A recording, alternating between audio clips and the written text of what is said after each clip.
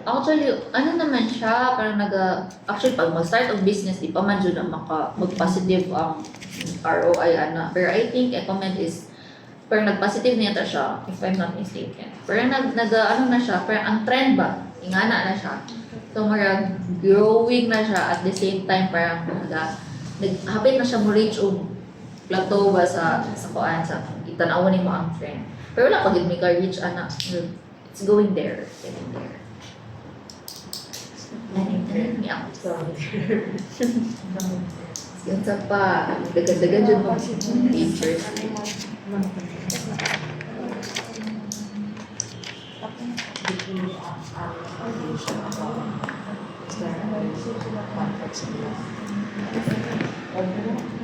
Meron po ba kayong nursing aid dito? Na-pero na sa dialysis. Wala sa amin. Kami nurses, mitanan o midwife. Magka-conflict ba ang AMIA o ang government? Magka-conflict ba yun sila? Conflict with the government? Actually, wala. Ay, amya or Ecomed? Ecomed? Wala man. Actually, na-awardan din yung itong Office of the Vice President. Yeah, that one.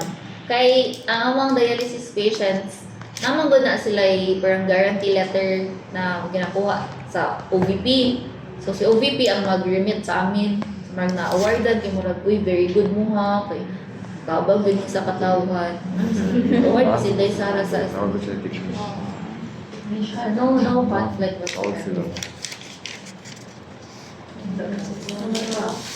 Ano mga students inyo from AMIA, ma'am, are you open na mag-practice sila dili? Yeah, mga interns sa RadTech, Pharmacy, and Wow. MedTech. Wala kasi nursing, so sila lang ang na-adra. So when sila nag-start?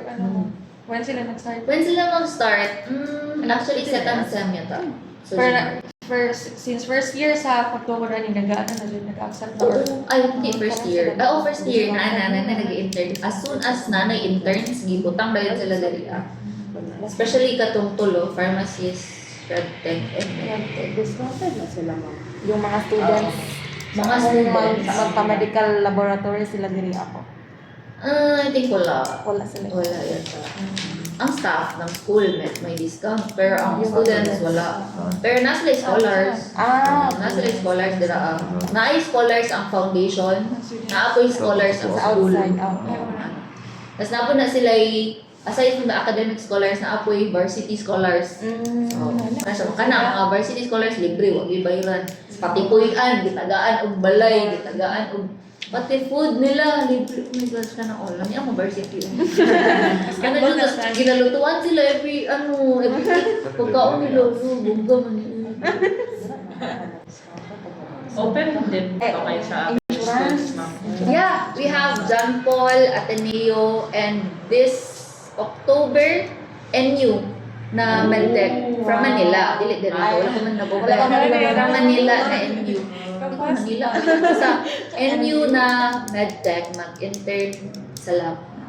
UIC na po diri ang UIC na MedTech. For nursing, John Paul Ateneo lang. Nanagid sa mga. Dili lang po sa outpatient department. Palakot na sila sa dialysis o sa ambulatory surgical. Nagawa sila ng case dito para sa PRC na itong anak ko. Tsaka sa birthing home. Pero wala pa yung naka-assist na student. Okay, dili man alangan ang mga buntis kadlawon ba ang mga anak no? So wala na yung student, dili sila sayang ba ang cases. Pag-abot sa mga environmental influences with like mga internal and external. Kanyari ang government. Is there any decisions nila na maka-affect po sa inyong institution or something or policy? Actually, definitely kanang gusto na procedures, SOP standards na gusto ni DOH. Kailangan din naman na sutupong din anak kung dili may tagaan og license to operate. So whatever, may checklist kasi yan during their inspection. So actually Sir Jet. Annual lang. Jet, pero Arled yan siya before. Annual, actually this year wala ko ganyan yun, di mo abot og galit. So during their inspection, may checklist yan sila na parang ginasend na nila ahead of time. So what ang kasali dun sa checklist is documents. Number 1, documents. Kompleto kayo ng memorandum of agreement, meron kayong SOP regarding, let's say for example, infectious na mga basura, ganyan, garbage disposal, what if, needle stick injury, anong SOP nyo, mga ganyan ba? So, binder yun na ilang yun na. Saan yung ano? Kita yung binder na. Asan yung org chart eh? Kanina, org chart naman. So, more on documents, papers. Apart from that, kailangan din nila makita yung supplies na amuan na tambal, na amuan ni anak. So, dapat perfect na, yes, na tanan dito And lastly, dapat hindi lang enough yung documents and the equipment. Kailangan din nila ma-assess ang staff.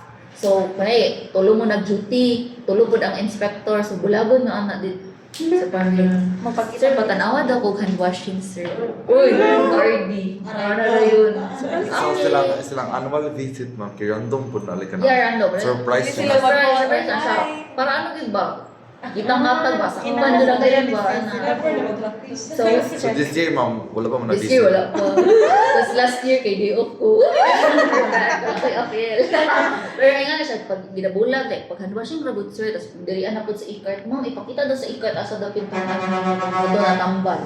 So ikaw mawala kag-inventory ni pasok ano, maratol ka, dapat always, every time mag-duty ka, dapat inspection ready ka. Always. Ano siya, so, napay times na ka ng EQ&A ka, na ka ng, ma'am, kinsa nga itong nag-collect sa inyong mga, infectious na waste.